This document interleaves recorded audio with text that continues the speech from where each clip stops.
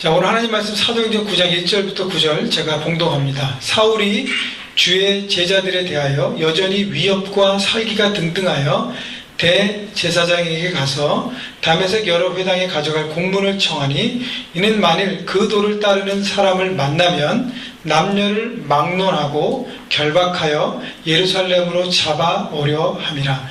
사울이 길을 가다가 다메섹에 가까이 이르더니 홀연히 하늘로부터 빛이 그를 둘러 비추는지라. 땅에 엎드려져 들음에 소리가 있어 이르시되 사울아 사울아 내가 어찌하여 나를 박해하느냐 하시거늘 대답하되 주여 누구시냐이까. 이르시되 나는 내가 박해하는 예수라. 너는 일어나 시내로 들어가라. 내가 행할 것을 내게 이를 자가 있느니라 하시니 같이 가던 사람들은 소리만 듣고 아무도 보지 못하여 말을 못하고 서 있더라. 사울이 땅에서 일어나 눈은 떴으나 아무것도 보지 못하고 사람의 손에 끌려 다메섹으로 들어가서 사흘 동안 보지 못하고 먹지도 마시지도 아니하니라. 아멘. 만남은 참으로 오묘합니다. 인생에서 내가 누구를 만나느냐에 따라서 우리 인생의 방향들이 바뀌어집니다. 어떤 부모님 아래서 자랐느냐, 어떤 부모님을 만났느냐에 따라서 인생이 달라지고요. 학창시절 어떤 선생님을 만나냐에 따라서 우리 또 인생이 달라집니다. 어떤 친구를 만나느냐, 또 어떤 인생의 배우자를 만나느냐에 따라서 인생이 달라집니다. 지금은 아니지만요, 이미 초창기의 얘기를 들어보면요, 이런 에피소드가 있었습니다. 내가 이민 갈 때 공항에 누가 픽업 오느냐에 따라서 내 직업이 결정된다고 했습니다. 그래서 세탁소 하시는 분이 오시면 그 픽업하면 바로 뭘 배워요? 세탁소 일을 배워 세탁소를 하고, 그분이 페인트를 하시면 어떻게? 그분을 통해서 페인트요. 우리의 선배들이, 이민 선배들이 그렇게 이렇게 이 땅에서 이렇게 자리를 잡아갔습니다. 그래요. 만남은 우리 인생의 방향을 바꿔놓을 수 있다는 것입니다. 오늘 본문에 어떤 만남이 소개되냐면 청년 사울의 3일간의 특별한 만남이 오늘 본문에 소개됩니다. 이 특별한 만남이 사울 인생을 완전히 바꿔놓았습니다. 그의 삶에 아주 놀라운 터닝 포인트가 되었다는 것입니다. 자, 그런데 당시 청년 사울이 몸담고 있었던 유대교는 철저하게 부패되어 있었습니다. 당시에 예루살렘에 제사장이 8,000명이 있었고요. 성전에 소속되어 있는 레위인들, 성전에서 일하는 사람들이 다 합치면 10,000명이 넘었다고 합니다. 2000년 전. 그래서 그 많은 사람들이 살아가야 되고 생존과 기득권 행사를 위해서 철저하게 이해관계로 부패되어 있는 것이 당시 유대교의 현실이었습니다. 종교의 허울만 쓴 거대한 비즈니스 집단이었어요. 다시 말하면 돈과 권력을 위해 움직이는 집단으로 진리에는 아무 관심이 없고요. 돈과 권력이라는 물질 세계 안에 사로잡혀 있는 집단이었습니다. 그래서 유대교는 그들 안에서 똘똘 뭉쳐서 그들에게 위해를 가하는 어떠한 집단도 다 제거해버렸습니다. 제거하다 누구까지 제거했어요? 바로 예수 그리스도까지 제거했습니다. 왜냐하면 그들의 세력이 자꾸 공격하고 자꾸 잘못됐다고 말씀을 통해서 많은 사람들을 통해서 기적을 일으키고 위협을 가했기 때문에 가차없이 예수님도 못 박아버렸습니다. 자, 청년 사울은 이런 종교 집단 속에서 살아남기 위해서 열심을 내었고요. 거기 청년 리더로, 행동대장으로 역할을 했습니다. 예수 믿는 많은 사람들을 색출해서 제거함으로 자기가 속한 집단에서 인정받기 원했어요. 그래서 빨리 성공해서 그것을 통해서 성공의 가도를 달리기를 바랬습니다.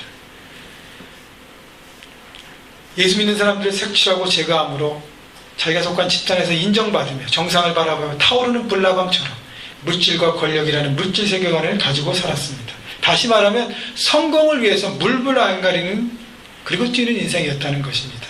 여러분, 그런 배경을 가지고 오늘 본문 1절 2절 보겠습니다. 1절, 사울이 주의 제자들에 대하여 여전히 위협과 살기가 등등하여. 사울은 예수 믿는 사람들을 잡아서 죽이는 것이 그의 미션이었습니다. 그래서 대제사장에게 가서 다메섹 여러 회당에 가져갈 공문을 청하니 이는 만일 그 도를 따르는 사람을 만나면 남녀를 막론하여 결박하여 예루살렘으로 잡아오려 함이라. 사울은 예루살렘에 있었는데 지금 어디로 간다고요? 다메섹이라는 도시에 가서 예수 믿는 사람을 색출해 가려고 했습니다. 왜 사울이 예루살렘에서 다메섹까지 가야 됐을까요?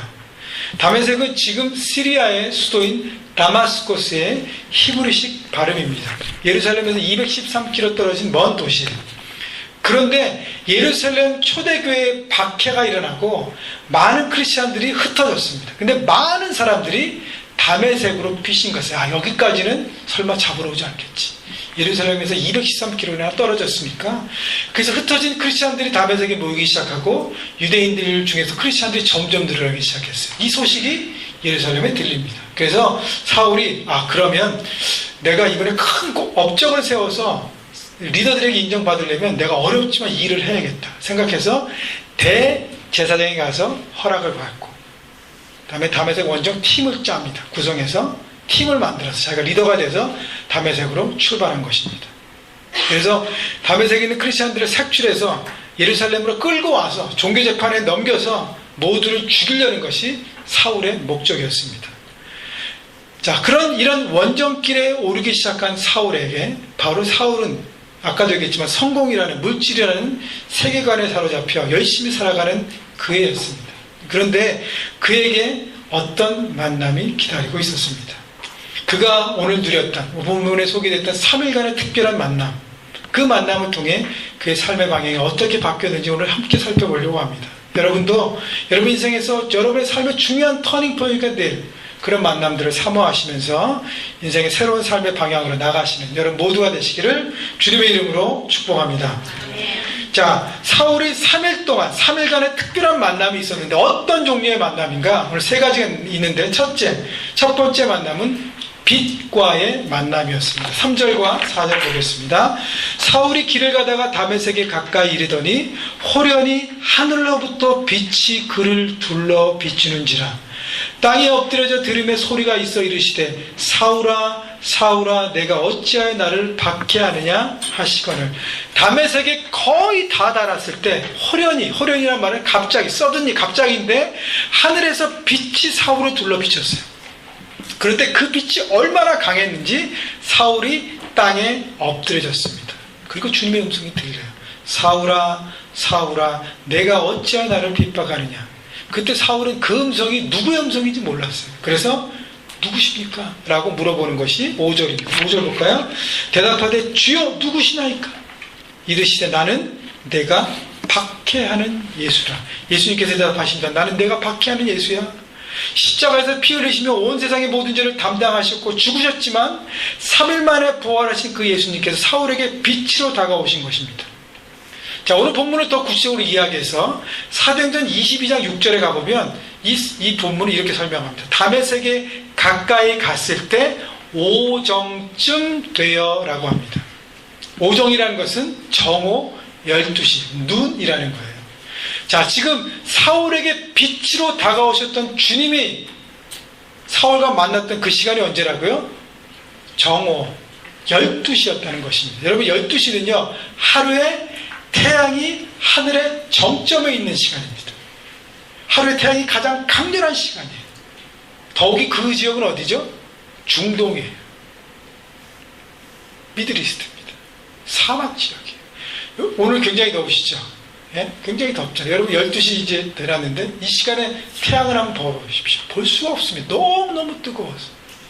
그런데 여기보다 캘리포니아보다 더 더운 중동의 사막의 12시에 주님이 빛으로 사울에게 임하셨습니다.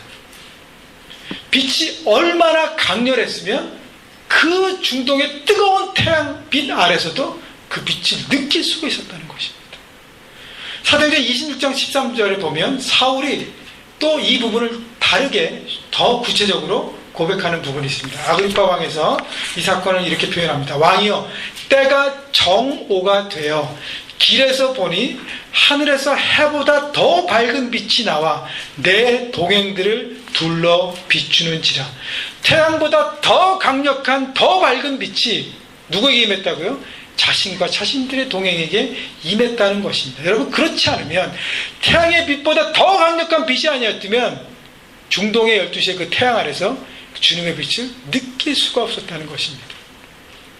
그리고 그 순간부터 그 빛으로 인해 사울은 앞을 볼 수가 없었어요. 눈이 멀었습니다.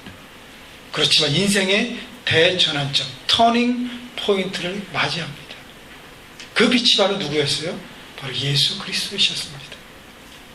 예수 그리스도의 빛을 만난 것입니다.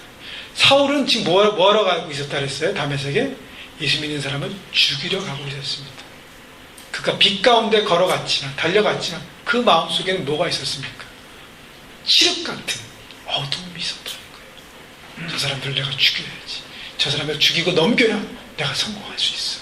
라는 검은 마음이 그 마음 가운데 사로잡혀 있었어요. 그 어둠을 향해서 주님이 빛으로 오셔서 그 어둠을 빛으로 바꿔놓으신 것입니다. 여러분, 근데 다른 경우도 있어요. 대제사장을 비롯한 유대 종교 지도자들은 자신들의 기득권을 위해 가된 예수를 정치범으로 몰아서서 죽이려고 빌라도 총독에게 데려갑니다. 그래서 빌라도 총독이 주님을 신문해요. 주님 앞에 예수님께 진리가 뭐냐고 물어봅니다. 진리신 주님을 앞에 세워놓고 진리가 무엇인지 물어보고 있습니다. 빌라도 총독은 진리 앞에서 진리의 생명, 진리의 빛, 진리의 향기를 전혀 느끼지 못했어요. 하지만 빌라도 총독은 예수님과 신문하고 대화하면서 예수님이 죄 없음을 깨달았습니다. 그래서 무죄를 선고하고 싶었는데 여론이요, 이 사람을 무죄로 내놓으면 너는 시저의 로마 황제의 신하가 아니다라는 여론이 빗발치니까 할 수 없이 살인 죄를 뒤집어 씌우고 사형을 선포하는 거짓 비겁한 이도로 전락합니다. 이제 이 부분을 요한복음 19장 13절 14절 보면 이 상황을 생생하게 이렇게 전합니다. 빌라도가 여론의 이 말을 듣고 예수를 끌고 나가서 돌을 깐 들에 있는 재판석에 앉으니라. 이날은 유월절의 예비일이요 때는 제6시라. 자, 빌라도 총독이 예수님을 신문하고 예수님의 무죄 없음을 알면서도 할 수 없이 사형죄를 선포하고 재판적 자리에서 앉아있던 그 시간이 언제라고요? 제6시. 히브리 시간의 제6시는 현재 시간으로 플러스 6으로 해야 된다 그랬죠? 플러스 6을 하면 정오 12시입니다. 12시 똑같이 중동의 태양이 장렬하는 시간에 빌라도 총독은 진리이신 빛이신 그분을 앞에 두고 그분이 진리인지 빛인지 깨닫지 못했다는 것입니다. 오히려 진리를 제거하는 사형을 언도하는 어리석은 행동을 했습니다. 여러분, 똑같은 정오 12시, 똑같은 중동 땅, 똑같이 장렬하는 태양빛 아래서 한 사람 빌라도 총독은 그 진리의 빛을 깨닫지 못하고 오히려 제거하려고 어리석은 행동을 했고요. 또 한 사람 사울은 진리의 빛 안에서 인생이 거듭나는, 인생이 완전히 바뀌는 삶의 터닝 포인트를 맞게 된 것입니다. 여러분, 사울은 이제껏이요, 이 세상의 빛이 참 빛인 줄 알고 열심히 달려왔습니다. 그리고 로마 시민권자였어요. 태어날 때부터 높은 학력의 소지자였어요. 유대계 청란 리더로 세상 사람들이 모두 부러워하는 스펙을 갖고 있는 성공의 가도를 달리고 있는 인생이었습니다. 그러나 빛 대신 예수님을 만나 그 빛으로 눈이 감기고 더 이상 지금까지 자신이 바라봤던 세상을 바라보지 못하게 되면서 내가 지금껏 바라보고 살았던 세상의 빛이 참 빛이 아니었음을 사울은 깨닫기 시작합니다. 그리고 자신이 추구하고 쫓았던 그 세상의 빛이 허무한 것임을, 거짓임을 그는 깨닫기 시작하는 것입니다. 그리고 나서 우리 본문 8절과 9절 보십시오. 사울이 땅에서 일어나 눈은 떴으나 아무것도 보지 못하고 사람의 손에 끌려 다메섹으로 들어가서 사흘 동안 보지 못하고 먹지도 마시지도 아니하니라. 그리스도의 빛을 만나고 나니까 세상의 빛맛을 빛으로 생각했던 자신의 삶을 돌아보게 된 것이, 이제 아무것도 볼 수 없습니다. 내가 그동안 바라보고 붙잡고 성공하려고 붙잡고 바라보던 그 모든 것도 이제는 볼 수가 없어요. 그것이 얼마나 허무한 것인 것을 깨닫기 시작합니다. 주님의 빛을 만나고 나니까 이런 삶이라면 내가 더 이상 볼 필요도 없고 먹고 마실 필요도 없는 것이구나. 그래서 보이는 육의 것에 집중했던 인생에서 빛인 주님 안에 거하는 보이지 않는 영원함을 바라보는 인생으로 그는 바뀌어가기 시작합니다. 요한복음 1장 5절에 보면 빛이 어두움에 비추며 어두움이 깨닫지 못하더라 라고 얘기합니다. 세상의 빛, 생명의 빛, 예수님께서 이 땅에 오셨는데 많은 사람들이 마음 가운데 어두움이 자리 잡혀 있어서 겉으로는 화려하고 겉으로는 멋질지 모르지만 그 마음에는 어두움이 쌓여 있어서 그 빛인 주님을 초대하지 못하고 받아들이지 못하고 있구나 라고 요한 사도가 얘기했습니다. 마치 빌라도 총독 같은 얘기예요. 진리신 빛이신 예수님을 마주대하고도 그는 깨닫지 못했어요. 이 세상의 빛이 그는 전부라고 생각했습니다. 그래서 자기가 재판장에 앉아서 진리신 예수님을 심판할 수 있다고 생각했어요. 그리고 사형을 언도합니다. 그 재판은 명백한 오심이었어요. 잘못되었습니다. 여러분, 결국 유대 지도자들이 예수님을 죽이려고 빌라도를 이용해서 했는데 결국은 어떻게 됐어요? 예수님에 대한 죽음에 대한 그 책임을 유대 지도자들이 진 것도 아니고 정말로 죽인 로마 병사리 진 거 아니고 빌라도 총독이 그 책임을 다합니다. 2000년이 지난 지금까지 크리스찬들의 신앙 고백에 매주일 전통으로 드리는 예배에서 본디오 빌라도에게 고난을 받으사 십자가에 못 박혀 죽으시라는 사도 신앙 고백을 통해 매주 이렇게 고발당하는 인생을 빌라도는 지금도 살아가고 있는 것입니다. 2000년이 지난 지금. 여러분, 하나님을 믿는다고 하면서 예수님의 비단에 거하지 않으면 결국 어둠의 자녀로 살아갈 수밖에 없습니다. 마치 빌라도 총독이 낮 12시 진리이신 예수님 앞에서 진리를 거부하는 인생을 산 것처럼 말입니다. 여러분, 이 시간 그 빛 대신 주님께서 사울을 부르신 것처럼 우리를 똑같이 인격적으로 부르고 계십니다. 사울아, 사울아. 오늘 본문에 나타난 사울아, 사울아 반복적으로 2번 부르는 것은요, 히브리 사람들은요 상대방하고 친하지 않으면 이름을 반복적으로 부르지 않습니다. 예수님이 사울을 만난 적이 없어요. 그러나 사울을 보고 계셨습니다.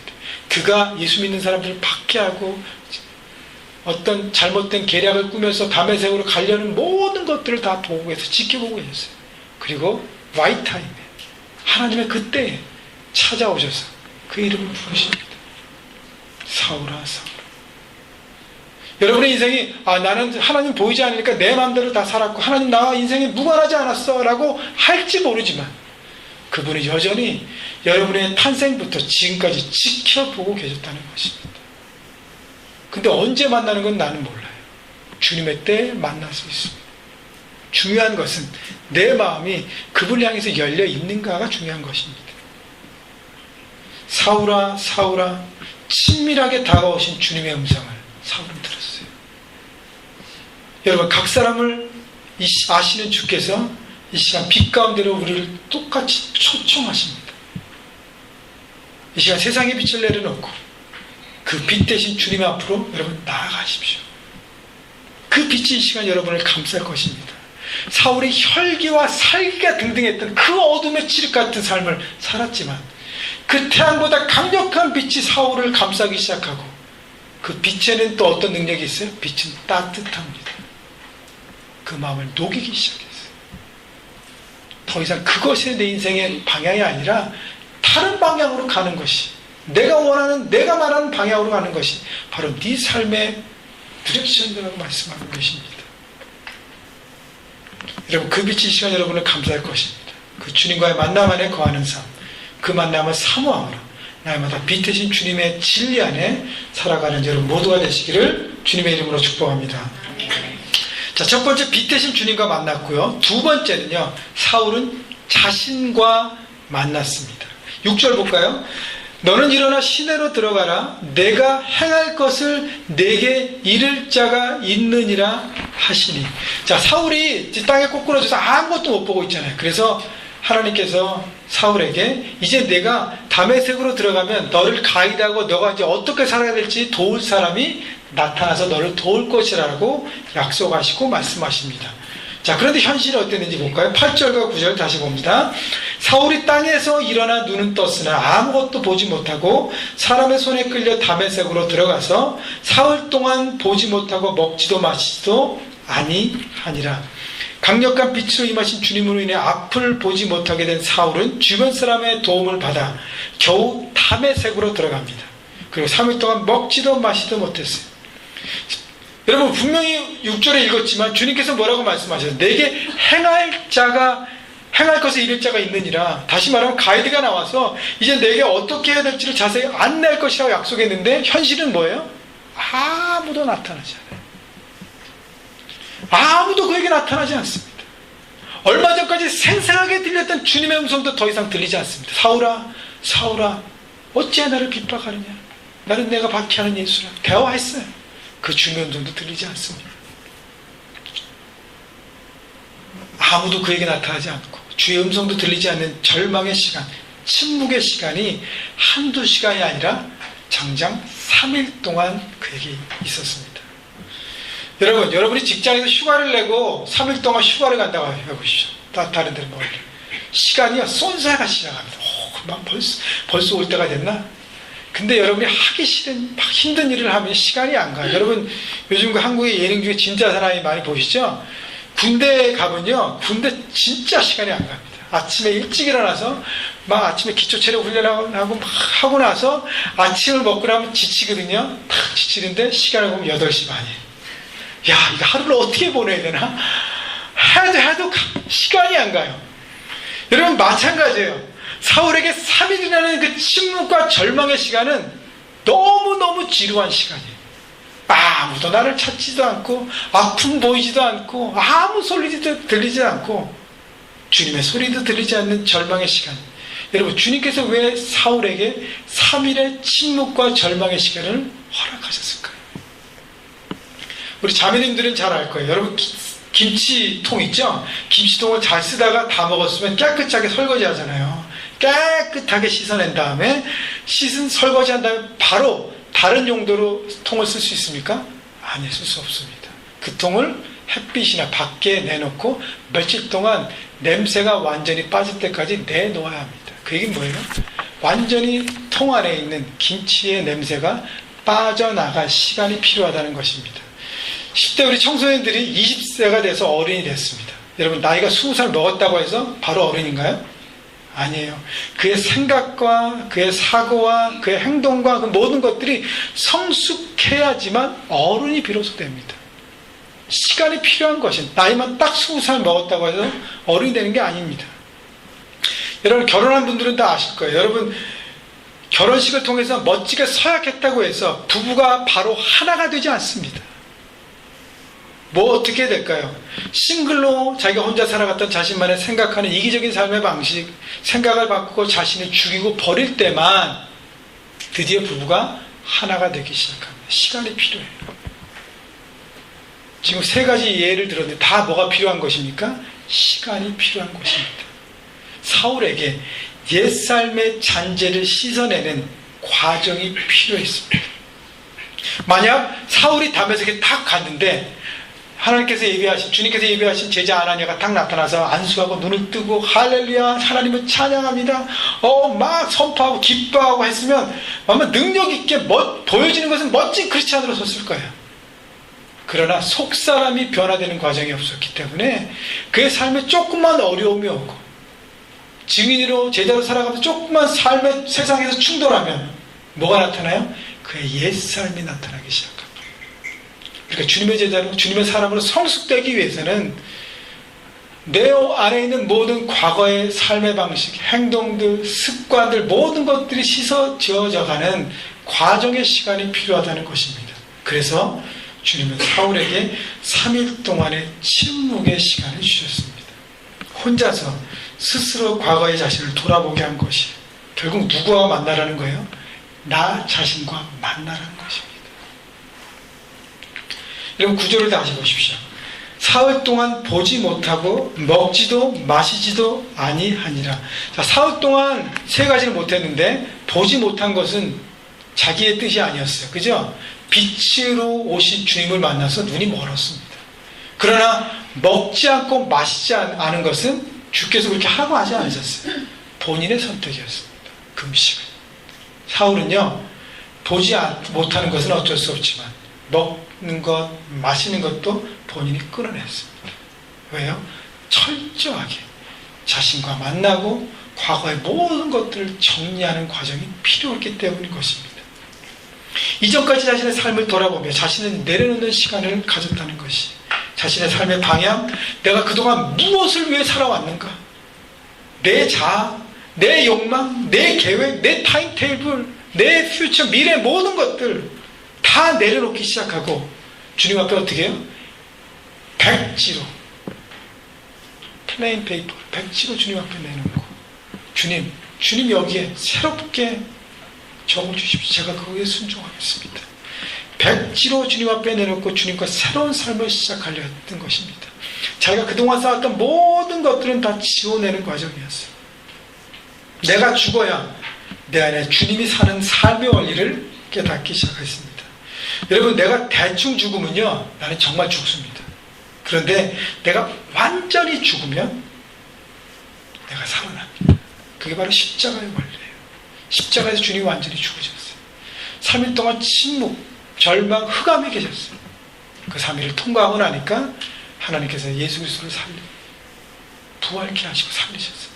영원한 삶으로 인도하시고 영원한 삶으로 우리에게 선물로 주신 것입니다. 여러분, 이 시간 십자가 앞에 나의 모든 자아를 죽이십시오.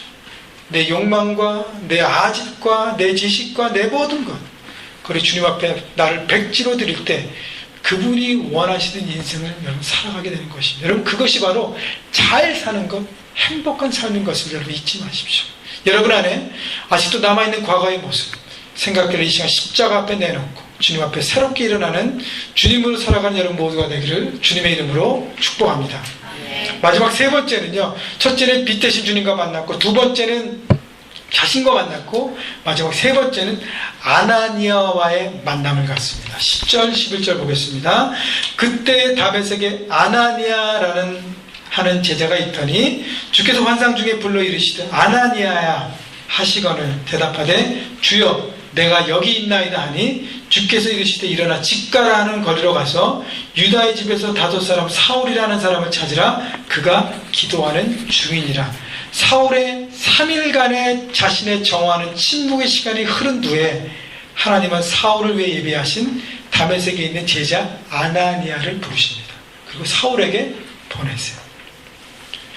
자, 사울은 주님을 만나기 전에 세상에서 성공을 위해 독불장군, 혼자 자신만 바라보고 사는 인생이었어요. 자기가 가지고 있던 로마 시민권을, 그 신분을 믿었고요. 당대 최고학자인 가말리알 문화생 출신으로 자기 학력을 믿었습니다. 그리고 유대계 청년 리더로 유망한 세상 최고의 스펙을 가진 사람이었어요. 너무도 당당하게 자신의 팀을 이끌고 다메섹으로 원정을 왔습니다. 그러나 지금의 모습은 뭐예요? 빛으로 다가오신 주님을 만나 땅에 엎드려지고 앞을 못 보게 되어 자기 혼자 한 발짝도 움직일 수 없는 한심한 신세로 전락해버렸습니다. 나는 누구의 도움도 필요 없어. 나는 혼자 성공할 수 있어. 나는 아무도 안 믿고 나 자신만 믿을 뿐이야. 이런 인생이었는데 이제는 사람들의 도움을 받아 겨우 움직이는 인생이 된 것입니다. 그때 하나님은 사울에게 헬퍼를 보내십니다. 새로운 만남을 주세요. 그 만남을 통해 하나님은 먼저 그에게 새로운 것을 가르치십니다. 여러분, 아나니아가 왔는데 아나니아라는 그 이름의 뜻은요, 헬라어로 여호와는 은혜로우시다라는 뜻입니다. 주님께서 사울을 위해 여호와는 은혜로우시다라는 뜻을 가진 아나니아를 부르신 것은 하나님의 은혜가 이미 사울 가운데 임하였음을 의미하고 있습니다. 사울은요, 정의에 사로잡혀 예수 믿는 자를 가차없이 잡아들인 일에 집중된 인생을 살았어요. 그에게 하나님은 아나니아를 통해 은혜를 가르쳐 주신 것입니다. 여러분, 은혜란 나는 받을 가치가 없는데 일방적으로 사랑과 위로와 격려를 받는 것입니다. 여러분, 사실 이 본문 뒤에 보면 아나니아는 사울의 과거를 알았기 때문에 사울에게 가기를 주저했어요. 그러나 사울을 향한 주님의 계획을 듣고 그는 하나님 앞에 순종하고 사울에 다가갑니다. 그리고 나서 사울에게 이렇게 얘기합니다. 17절 볼까요? 오늘 사도행전 9장 17절. 아나니아가 떠나 그 집에 들어가서 그에게 안수하여 사울에게 안수하여 이르되 형제 사울아, 주 곧 내가 오는 길에서 나타나셨던 예수께서 나를 보내어 너로 다시 보게 하시고 성령으로 충만하게 하신다 하니. 아나니아가 사울을 어떻게 불렀어요? 사울아 그랬습니까? 그 앞에 뭘 붙였습니까? 형제 사울아 불렀습니다. 아나니아는 사울을 형제로 불렀어요. 주님의 보혈과 그 피로 용서함을 받은 한 형제임을 고백했습니다. 여러분, 형제라고 부르는 아나니아의 고백에 사울은요, 그냥 은혜가 아니라 용서의 은혜를 받았어요. 왜냐하면 사울에게 이 아나니아는 누구인지 아십니까?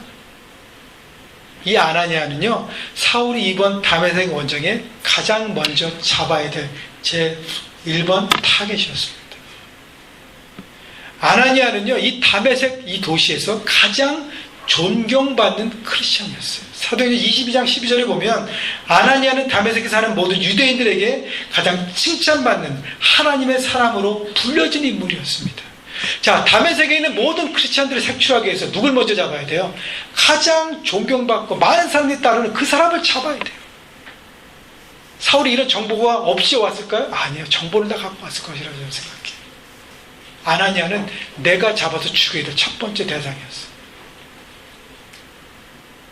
그런데 내가 잡아야 될 그 사람이 내게 와서 형제 사울아, 그리고 나를 위해서 기도해주고 안수해줍니다. 그리고 주님의 말씀을 전해줍니다. 여러분, 여러분이 사울이라면 여러분의 마음과 생각이 어땠을까요? 내 마음이 와자 무너졌다고 생각해요. 내가 뭔가를 뭘 왜 살았는가? 나는 저 사람을 죽이려고 했는데 저 사람은 나를 사랑한다고 하고, 저 사람은 나를 형제라고 부르고, 저 사람은 나를 위해서 기도하고 눈물 뿌리며 기도하고 안수하고, 내 회복과 내 새로남을 위해서 저렇게 안타까워가 있지 않은가?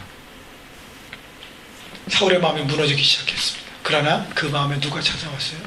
하나님의 은혜가 차곡차곡 새롭게 채워지기 시작합니다. 18절 보십시오. 그 다음, 즉시 사울의 눈에서 비늘 같은 것이 벗어져 다시 보게 된지라 일어나서 세례를 받고 음식을 먹음에 강건하여 지니라. 아나니아의 안수를 받고 사울의 눈에 비늘 같은 것이 벗어져 다시 보게 되었고요. 사울은 아나니아의 만남을 통해 새로운 비전을 갖는 인생이 되었습니다. 여러분, 새로운 비전에는 여러 가지 의미가 있는데 그 중에 하나는 바로 동역하는 팀 미니스트리예요. 사울은 그동안 독불 장군을 혼자 다 하려고 했어요. 그러나 예비하신 아나니아의 만남을 통해서 이제 함께 내가 어울려서 함께 형제자매들과 서로 사랑하고 섬기면서 함께 가야 하는 것을 내가 배워야겠구나. 하나님의 일하시는 방법은 사람을 통해서입니다. 하나님이 직접 일할 수 없어서가 아니라 하나님께서 직접 눈을 보이게 하고 사울을 고쳐주시고 사울에게 미션을 주시고 사명을 줄 수 있었어요. 그러나 하나님은 우리가 함께 일하는 것을 기뻐하시고 그것이 하나님의 방법입니다. 하나님의 성령의 역사가 일하면 반드시 다른 사람과 연계하게 되어 있어요. 연대하게 되고 네트워킹하게 되어 있습니다. 그것이 성령이 역사하게 되면 동역하는 법을 배우게 된다는 것입니다. 여러분, 생각해 보시죠. 그렇다면 나를 위해 예비하셔서 내가 여기까지 올 수 있도록 일방적으로 나를 섬기고 사랑하고 위로했던 나에게 아나니아 같은 사람은 분명히 여러분 삶 가운데 있었을 것입니다. 그 중에 하나는 여러분 부모님이었을 것이에요. 그 외에 많은 아나니아가 여러분에게 있을 것이에요. 그들을 생각하며 여러분 감사하십시오. 그리고 이제부터 내가 다른 사람에게 아나니아가 되어주십시오.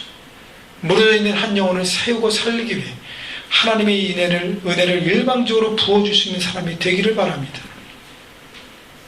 하나님은 우리를 통해서 한 영혼을 새롭게 세워기를 원하시는 것이에요. 이것이 바로 빛 가운데 살아가는 하나님 나라의 삶인 것입니다. 과연 나는 다른 사람과 어울리면서 그 사람을 살리는 인생을 살고 있는가? 아니면 그 사람을 죽이고 짓밟는 인생을 살고 있는가? 한번 돌아보십시오. 오늘 말씀을 정리하겠습니다.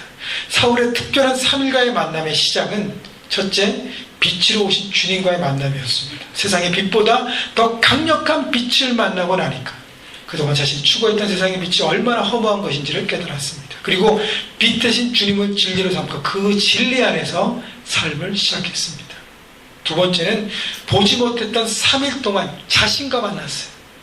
자신 안에 있는 옛삶의 잔재를 하나하나 정리하는 시간을 보냈습니다. 더 이상 보이는 육의 것에 매이는 인생이 아니라 그것이 얼마나 험한 것임을 깨닫고 자신의 정욕과 자아와 계획과 미래를 주님 앞에 내버렸습니다. 십자가 앞에 내놓았습니다. 그리고 마지막 주님이 보내신 아나니아와의 만남을 가졌어요. 자신이 죽이려 했던 그 사람이 바로 자신을 살리는 생명의 도구로 다가왔습니다. 아나니아는 은혜를 받았어요. 그리고 이제는 혼자가 아니라 주님이 붙여주신 사람들과 어울리며 함께 생명을 살리는 도구 인생으로 자신을 드렸다는 것입니다. 여러분, 이런 귀한 만남들이 여러분 인생 앞에 있습니다. 앞으로도 계속될 것입니다. 여러분, 그 만남을 사모하십시오. 그 만남 속에서 다가오신 주님을 깨달으십시오. 그 빛을 여러분 품으십시오. 그 빛 속에서 과연 나도 그 빛을 품고 생명을 살리는 생명의 도구로 여러분 살아가는 주님의 제자들이 되기를 주님의 이름으로 축원합니다. 아멘.